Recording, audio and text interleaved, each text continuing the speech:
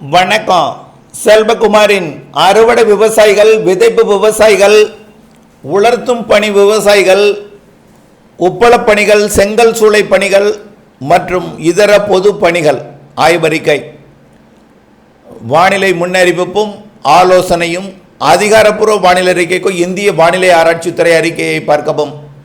2024 June 4 செவ்வாய்க்கிழமை அதிகாலை பதிவு செய்யப்படும் ஆய்வறிக்கை. முதலிலே அறுவடை விவசாயிகள். வளிமண்டல சுழற்சி தென் மாநிலங்கள் மீது கீழடுக்கு மேலடுக்கு இடைப்பட்ட அடுக்கில் நீடித்து கொண்டிருக்கிற காரணத்தினால காற்றோட திசை மற்றும் வேகம், காற்று குவிதல் இடம், வெப்பம் உயரும் இடம் எல்லாமே மாறி மாறி அமைந்து கொண்டிருக்கிறது. அதாவது வளிமண்டல சுழற்சி, கீழடுக்கு சுழற்சி வலுப்பெற்றால் ஒரு இடத்துல காற்றை குவிக்கும். ஒட்டுமொத்தமாக பருவமழையை முன்னெடுத்து செல்கின்ற காரணத்தினால வளிமண்டல சுழற்சி ஒரு நீண்ட வாக்கில் ஒட்டுமொத்த தென் மாநிலங்கள் இடைப்பட்ட பகுதியில் ஒடிசா முதல் தமிழ்நாடு வரைக்கும், கர்நாடகா மற்றும் தெலுங்கானா வரைக்கும் ஒரு இணைப்பை ஏற்படுத்தி கொண்டு சுழல்கிறது. இந்த வளிமண்டல சுழற்சி ஒவ்வொரு உயரத்திலும் ஒவ்வொரு மாதிரியான காற்றை வழி நடத்துகிறது. கீழடுக்கிலே ஒரு திசை, அதாவது ஒரு 500 மீட்டர் வரைக்கும் ஒரு திசை, 1000 வரைக்கும் ஒரு திசை, 1500க்கு மேல் ஒரு மாதிரியான அமைப்பு, இப்படி 8000 கிலோமீட்டர் வரைக்கும் வெவ்வேறு விதமான வானிலை காற்றோட திசை அமைப்பை ஏற்படுத்தி கொண்டிருக்கிறது, குவிதலை ஏற்படுத்தி கொண்டிருக்கிறது, மழை பொழிவை மாறி மாறி ஆங்காங்கே ஏற்படுத்தி கொண்டிருக்கிறது. இதன் காரணமாக குழப்பமான வானிலையும், ஆங்காங்கே மழைப்பொழிவும், அருகிலேயே மழைப்பொழிவும், அருகிலேயே ஒதுக்குதலும், அருகிலேயே மந்தமான வானிலையும் என்ற ஒரு அமைப்பு தென் மாநிலங்கள் முழுவதுமே நீடிக்கிறது. இதில் நல்ல மழைப்பொழிவு கர்நாடக எல்லையோர மாவட்டங்களில் குறிப்பிட்ட இடங்களில் நல்ல மழைப்பொழிவை கொடுக்கிறது. கேரள எல்லையோரத்தில் மந்தமான வானிலையும், மலைப்பகுதிகளில் மழைப்பொழிவும் அனைத்து மாவட்டங்களுக்கும் ஒரு குழப்பமான வானிலை மழைப்பொழிவையும் கொடுத்து வருகிறது. இதில் அறுவடை விவசாயிகள் பொறுத்த வரைக்கும் அச்சத்தை ஏற்படுத்துகிறது, சில இடங்களிலே அறுவடை பாதிப்பையும் ஏற்படுத்தி இருக்கிறது. அதாவது இன்னும் ஒரு வாரம் இருந்தால் நன்றாக முதிரும், இன்னும் 2-3 நாட்கள் இருந்தால் நன்றாக முதிரும், முதிர்ந்த பிறகு அறுவடை செய்யலாமா என்று யோசித்து கொண்டிருக்கும் பொழுது இந்த வானிலை அறுவடை விவசாயிகளுக்கு குழப்பத்தை ஏற்படுத்துகிறது. அதே நேரத்தில் சில இடங்களிலே அதிகமான ஒரு மழைப்பொழிவையும் பொழுது பாதிப்பையும் ஏற்படுத்தி இருக்கிறது. ஆக அறுவடை செய்யலாமா என்கின்ற ஒரு மனக்குழப்பத்தை ஏற்படுத்தி கொண்டிருக்கிறது, அச்சத்தை ஏற்படுத்தி கொண்டிருக்கிறது. இப்பொழுது இருக்கக்கூடிய வானிலை அமைப்பு பரவலான அனைவருக்குமான மழைப்பொழிவு கிடையாது. கர்நாடகா, கேரளாவிலேயும் மேற்கு தொடர்ச்சி மலை, கர்நாடக எல்லையோர, ஆந்திர எல்லையோர மாவட்டங்களில் கொஞ்சம் கூடுதல் பரப்பில் இருக்கும், வட உள் மாவட்டங்களில் கொஞ்சம் கூடுதல் பரப்பில் இருக்கும். ஆனால் பரவலாக அந்த மாவட்டத்தின் அனைத்து பகுதிகளுக்கும் பொழிந்து விடாது.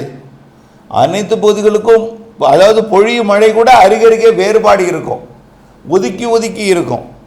ஆகையின் காரணமாக பெரிய அளவிலே கொட்டி தீர்த்து பாதிக்கும் மழைப்பொழிவு என்பது பரவலாக இல்லை, ஏதேனும் ஒரு சில இடங்களில் இருக்கலாம். அப்படித்தான் இருக்கும். 9ஆம் தேதி வரைக்கும் இதே வானிலை தொடரும், 8ஆம் தேதி வரைக்குமாவது கண்டிப்பாக தொடரும். இந்த மேகமூட்டத்துடன் வானிலை இன்னும் 2 நாட்களுக்கு இருக்கும்.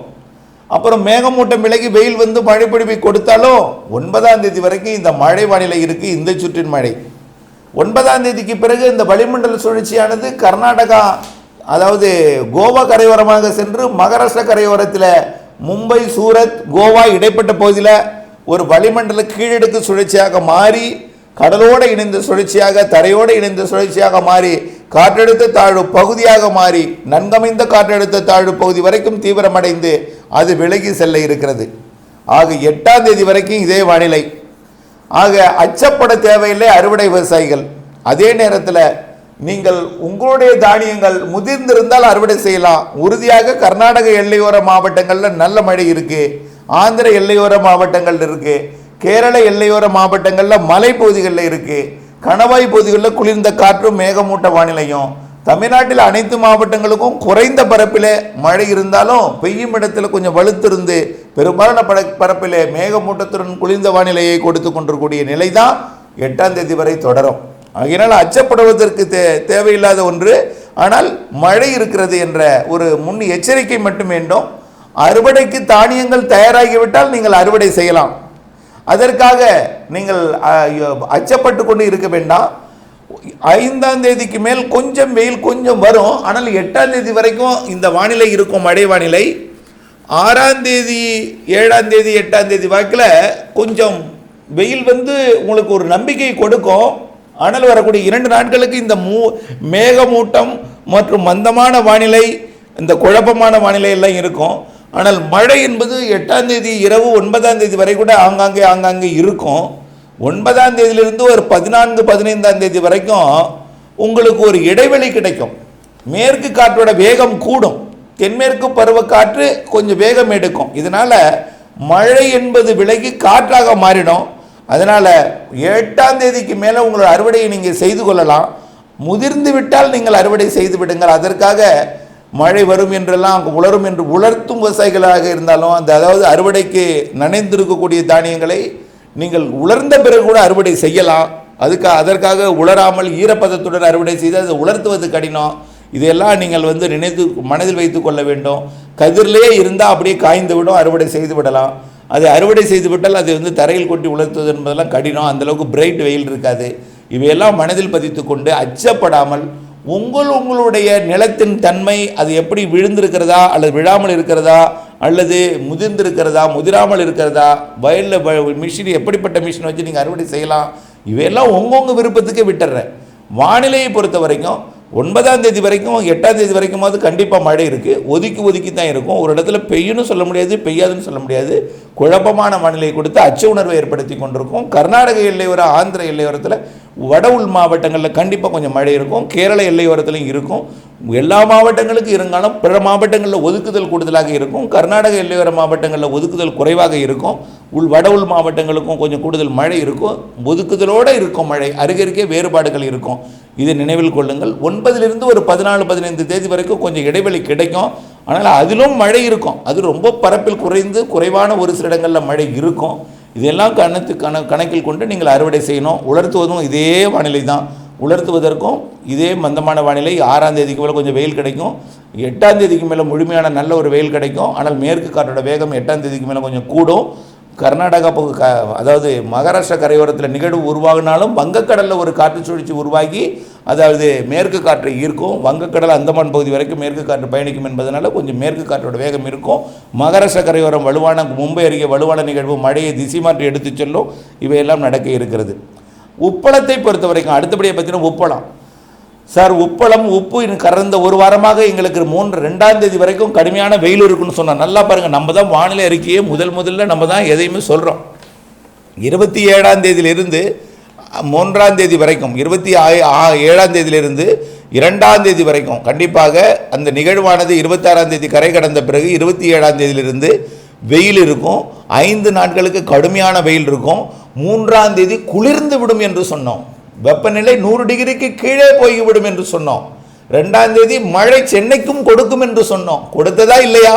சற்றே நினைவுபடுத்தி பார்க்க வேண்டும். வானிலை அறிக்கையை கேட்டுக்கொண்டு சொன்னதை நினைவுபடுத்தி பார்த்து அதன் உண்மைத்தன்மையும் உணர்ந்து கொள்ள வேண்டிய உங்களுடைய அந்த மனப்பக்குவம் என்பது உண்மைத்தன்மையை அறிவிக்க வேண்டிய மனமும் உங்களுக்கு வேண்டும் என்பதை கேட்டுக்கொள்கிறேன்.